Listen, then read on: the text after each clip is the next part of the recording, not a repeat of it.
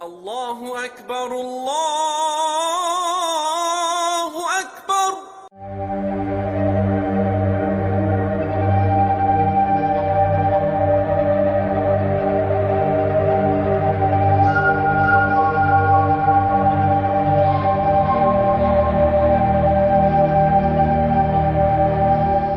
आपके साथ मैं हूं सरफराज सैफी।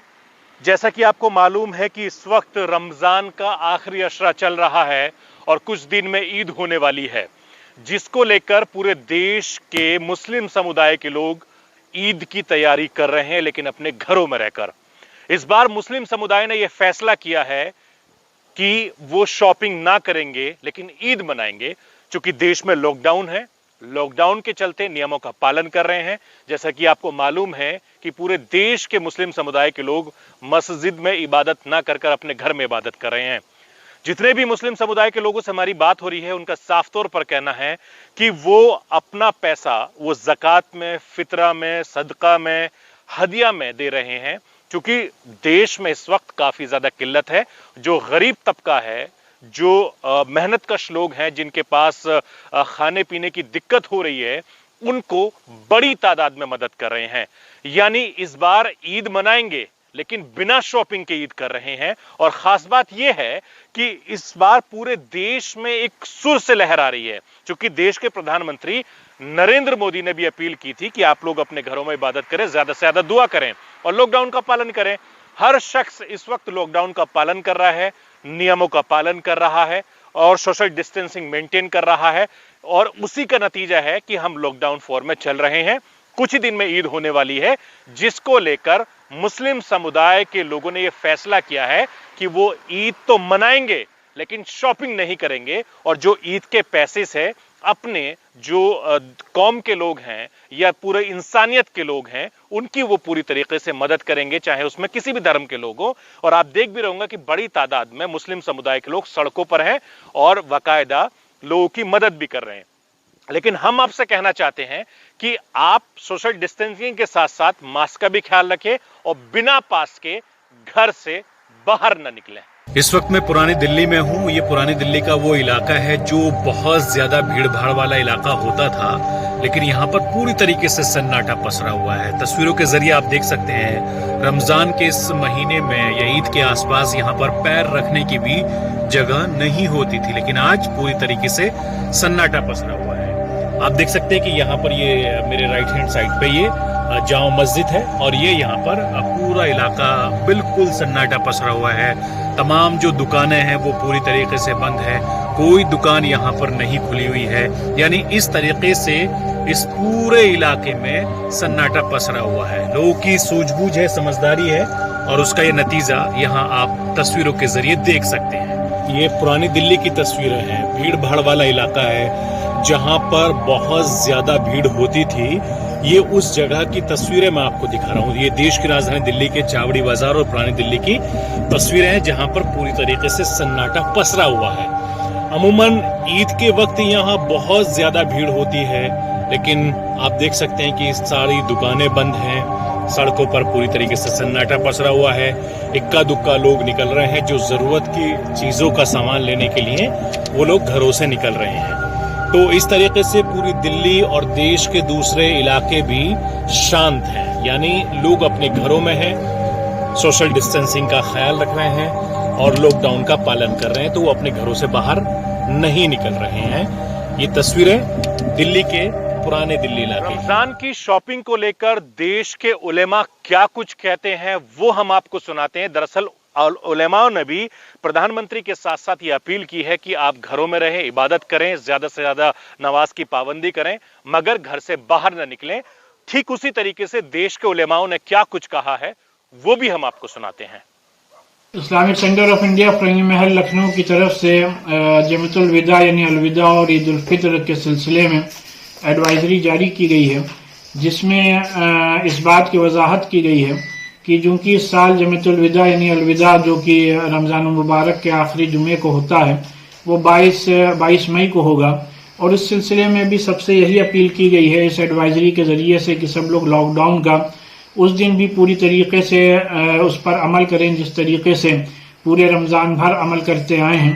और जो लोग भी पहले से 4-5 लोग मस्जिद में रहते हैं वही जमातुल विदा की नमाज मस्जिद में अदा करें और बाकी लोग अपने घर पर ही अदा करें। देखिए, दारुल उलूम देवबंद ने फतवा जारी किया है और कहा है कि अब जहां जहां पर लॉकडाउन है वहां लोग बाग मुसलमान सड़कों पर न निकलें और इज्तिमा से परहेज करें और नमाज ईद भी घर पर ही रहकर पढ़ें। फतवे में इस बात की वजाहत की गई है कि नमाज ईद की भी कमोबेश वही शराइत हैं जो नमाज जुमा की हैं। जिस तरीके से नमाज जुमा घर पर पढ़ा जा रहा है, इसी तरीके से नमाज ईद भी घर पर अदा की जा सकती है। आइए हम आपको दिखाते हैं कि दरअसल रमजान को लेकर, ईद को लेकर मुस्लिम समुदाय के लोग क्या कुछ सोचते हैं, क्या उनकी राय है, वो हम आपको सुनाते हैं। Everyone, I hope you all are safe. हमने कभी नहीं सोचा था कि ऐसा भी दौर आएगा।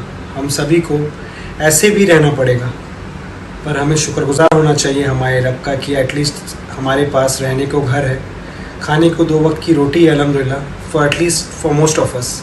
पर हमारे देश में ऐसे काफ़ी लोग हैं जिनके पास इनमें से कोई भी सुविधाएं नहीं है। तो आइए साथ मिल के उनकी मदद करें, उनके काम आए, ये हमारा फ़र्ज़ है। जब मस्जिद में ईद की नमाज नहीं तो फिर बाहर शॉपिंग क्यों? आइए उनके साथ मिलकर उनकी मदद करें, शॉपिंग ना करें, घर पे रहें, सेव रहें। जय हिंद, जय भारत। और ईद की शॉपिंग को लेकर ऑसम टीवी अमेरिका के भारत के एडिटर इन चीफ वाहिद अली खान क्या कुछ कह रहे हैं, लोगों से क्या बातचीत हुई है, वो हम आपको सुनाते हैं। वाहिद अली खान आपको बताएंगे कि दरअसल मुंबई के मुसलमान इस वक्त ईद को लेकर क्या सोच रहे हैं।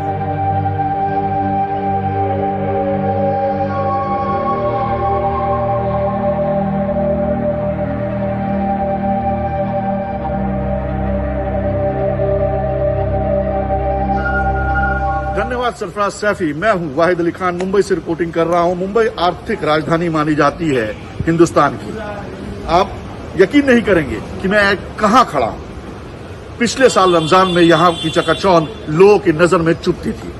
यहां आप एक बार आ जाएं तो निकलने के लिए तकरीबन आपको कई वक्त लग सकता था, घंटों चले जाते थे, क्योंकि यहां ऑप्शन था खाने का और पीने का। और इस गली का नाम है खाऊ गली। जी हां, खाऊ गली के नाम से मशहूर ये गली ऐसी गली कि जहां पर आने से पहले ही लोगों के मुंह में पानी आ जाता था, लेकिन आज ये गली बिल्कुल वीरान है।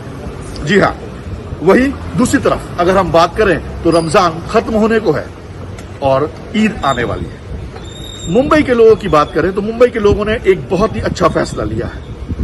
उनका कहना है कि इस बार रमजान के बाद ईद के लिए शॉपिंग के लिए वो बाहर नहीं आएंगे। जो जो उनकी मदद कर सकते हैं कीजिए, पैसों से, खाने से, लिफ्ट देने से, क्योंकि आज ये बेचारे बहुत मजबूर हैं। कितनी मौतें हो गई हमारी गरीब लेबर की, उसको देखना हम लोगों का फर्ज है।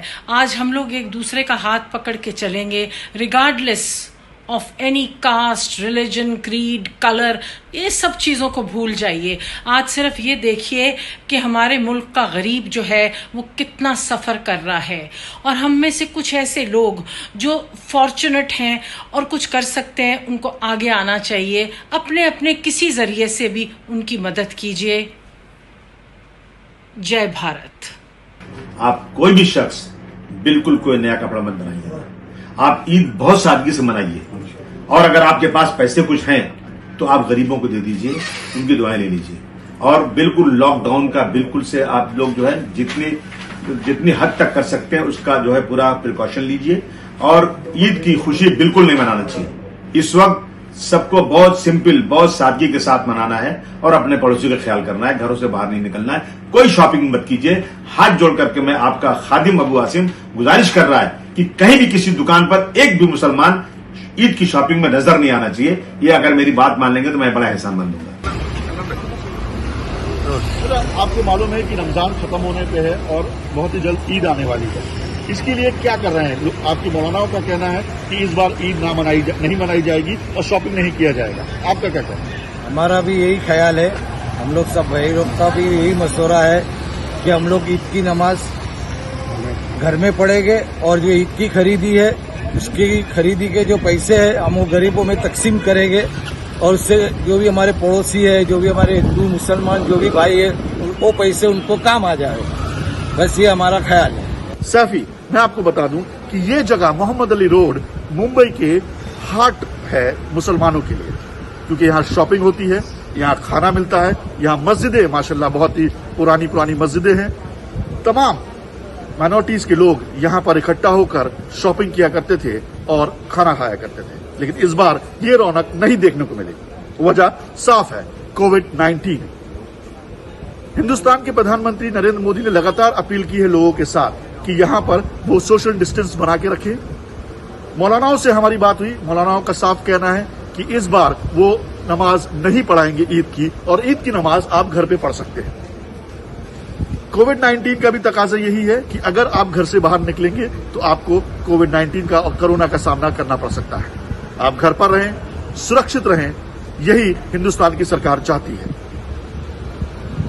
कैमरामैन वारिस के साथ Wahid Ali Khan, awesome TV, America के लिए मुंबई से। Over to you Saifi.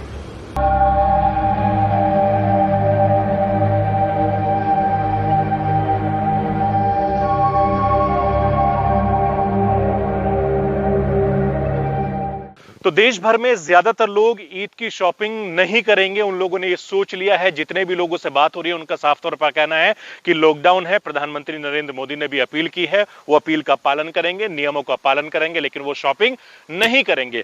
भले ही वो पैसा पीएम केयर फंड में दें, जिस राज्य से वो ताल्लुक रखते हैं, जिस शहर से, जिले से ताल्लुक रखते हैं, वो वहां पर डोनेट कर सकते हैं, सदका, ज़कात, फितरा दे सकते हैं। इसके अलावा अपने अड़ोस पड़ोस में रहने वाले लोगों की मदद कर सकते हैं। ये इंसान पे खुद पर निर्भर करता है कि बाकायदा अपने पैसों का वो किस तरीके से इस्तेमाल कर रहा है। और हम उम्मीद करते हैं, कोशिश करते हैं कि आप लोग भी ईद जरूर मनाएंगे, ना किसी के घर जाएंगे और ना ही किसी को अपने घर बुलाएंगे, और सोशल डिस्टेंसिंग का ख्याल रखेंगे। हाँ, अगर किसी को मुबारकबाद भी देनी है तो आप फोन के जरिए ईद की मुबारकबाद दें, मगर इतना ख्याल रखिए ना किसी से हाथ मिलाना है और ना ही किसी से गले मिलना है। नई दिल्ली से सरफराज सैफी की यह खास रिपोर्ट।